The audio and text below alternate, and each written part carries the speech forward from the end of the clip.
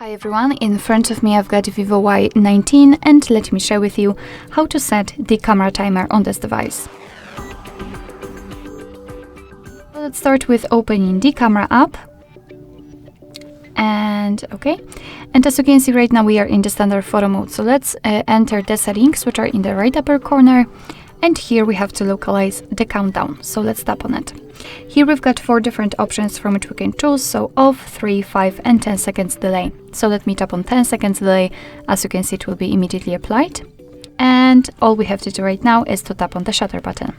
As you can see, from now on your device will count down from 10, 5 or 3, depending on which option you've chosen, and after that time it will simply take a photo.